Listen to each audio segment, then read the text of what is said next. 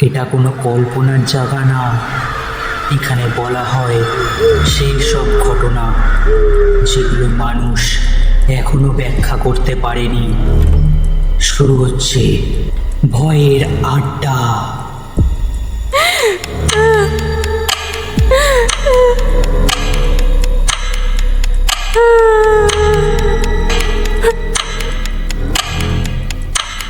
নমস্কার বন্ধুরা, আশা করি তোমরা সবাই ভালো আছো। আজ আমি তোমাদের সঙ্গে এমন একটি ঘটনা শেয়ার করতে চলেছি যা শুনে হয়তো তোমাদের অনেকেরই গায়ে কাঁটা দিয়ে উঠবে। ঘটনাটি কতটা সত্য সেই বিচার তোমাদের উপরেই ছেড়ে দিলাম। তো চলো আর বেশি কথা না বাড়িয়ে শুরু করা যাক আজকের ঘটনা। তখন আমি ক্লাস 12-এ পড়ি। ছোটবেলা থেকেই ছবি তোলার নেশা ছিল, একটা সেকেন্ড হ্যান্ড ক্যামেরাও কিনেছিলাম। সুযোগ পেলেই বন্ধুদের নিয়ে বিভিন্ন জায়গায় ফটোশ্যুট করতে চলে যেতাম। ঘটনাটা প্রায় 2 বছর আগের। একদিন দুপুরে আমার এক বান্ধবী আমাকে ফোন করলো, বলল নতুন একটা জায়গা পেয়েছি, দারুণ ছবি উঠবে, যাবি? আমিও রাজি হয়ে গেলাম। বিকেল 4টের দিকে আমরা দুজনেই সাইকেল নিয়ে বেরিয়ে পড়লাম। জায়গাটা ছিল গ্রামের একটু বাইরে, একটা বহুদিনের পরিত্যক্ত ইটভাটার কাছে। সেখানে ভাঙা চিমনি, আগাছা ভরা মাঠ আর একটা বিশাল কড়ই গাছ ছিল। ছবি তোলার জন্য সত্যিই দারুণ লোকেশন। প্রথমে সবকিছুই ঠিক ছিল। আমরা কয়েক সেকেন্ড ছবি তুললাম, কিন্তু কিছুক্ষণ পর থেকেই একটা অদ্ভুত ব্যাপার শুরু হলো। যে ছবিগুলো তুলছিলাম সেগুলো প্রত্যেকটারই পেছনে ঝাপসা একটা কালো দাগ দেখা যাচ্ছিল।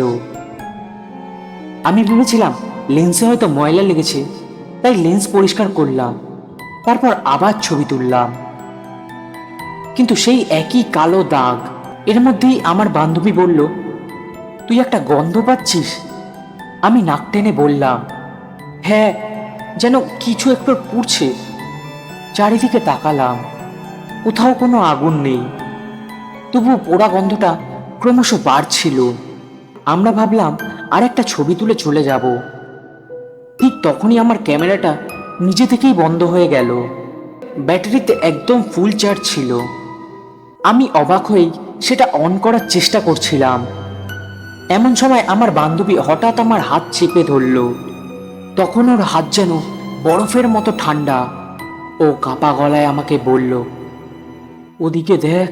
আমি ঘুরে তাকালাম। ভাঙা চিমনির পাশে একটা মানুষ দাঁড়িয়ে আছে। দূর থেকে শুধু বোঝা যাচ্ছে সে আমাদের দিকেই তাকিয়ে আছে। আমি ভেবেছিলাম হয়তো কোনো গ্রামবাসী। আমি হাত নেড়ে ডাকলাম, কিন্তু তার কোনো সাড়া নেই।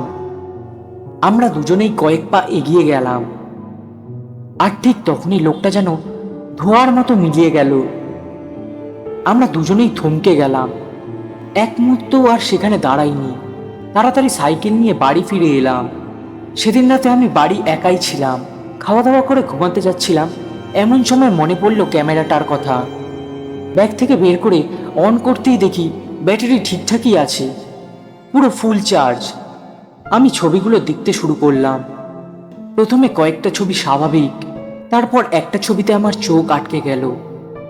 আমার বান্ধবী কড়ই গাছের নিচে দাঁড়িয়ে আছে, আর তার পেছনে একটা মানুষের অবয়ব, কালো ঝাপসা, মুখটা পরিষ্কার নয়, কিন্তু সে সরাসরি ক্যামেরার দিকে তাকিয়ে আছে। আমার বুকের ভেতরটা ঠান্ডা হয়ে গেল। আমি তাড়াতাড়ি পরের ছবিটা খুললাম। এবার সেই অবয়বটা আরো কাছে, আর শেষ ছবিটায় সে ঠিক আমার বান্ধবীর পাশেই দাঁড়িয়ে। আমি আর এক মুহূর্ত ছবিগুলো দেখতে পারিনি। ক্যামেরাটা বন্ধ করে শুয়ে পড়লাম। কিন্তু রাতটা এখানেই শেষ হয়নি। রাত প্রায় 2:30। হঠাৎই আমার একটা অদ্ভুত অনুভূতিতে ঘুম ভেঙে গেল। মনে হলো কেউ আমার ঘরের দরজায় টোকা মারছে। টক টক টক করে আওয়াজ হচ্ছে। আমি ভেবেছিলাম বাবা মামা না এসে গেছে। দরজা খুললাম, কিন্তু বাইরে কেউ নেই। ঠিক তখনই পেছন থেকে ক্যামেরার শাটার চাপ দেওয়ার শব্দ পেলাম। ঠিক খট করে একটা আওয়াজ হলো। আমি ঘুরে দেখি টেবিলের ওপর রাখা ক্যামেরাটা নিজে থেকেই অন হয়ে গেছে। আর সেই স্ক্রিনে শুধু একটাই ছবি, সেই কালো অবয়ব। এবার সে একা নয়, সে আমার ঘরের ভেতরেই দাঁড়িয়ে আছে, আমার বিছানার ঠিক পাশে। আমি ভয়ে চিৎকার করে উঠলাম। তারপর আর কিছুই মনে নেই।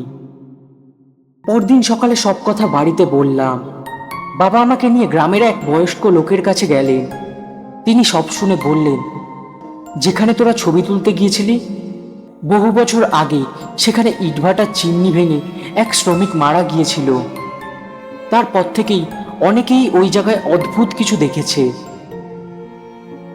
আমি সেদিনই ক্যামেরার মেমোরি কার্ড খুলে সব ছবি ডিলিট করে দিই। আজ পর্যন্ত আমি আর কখনোই সেই জায়গায় যাইনি। তবে একটা কথা আজও আমাকে ভাবায়, সেই শেষ ছবিটা আমি মুছে ফেলেছিলাম, কিন্তু কয়েকদিন পর ক্যামেরা খুলতেই সেই ছবিটা আবার ফিরে এসেছে। তো বন্ধুরা, আজকের ঘটনাটি এখানেই শেষ। ঘটনাটি তোমাদের কেমন লাগলো তা অবশ্যই কমেন্টে জানাবে।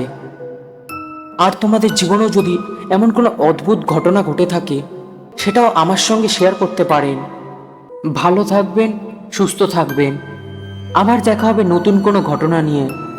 ততক্ষণের জন্য টাটা।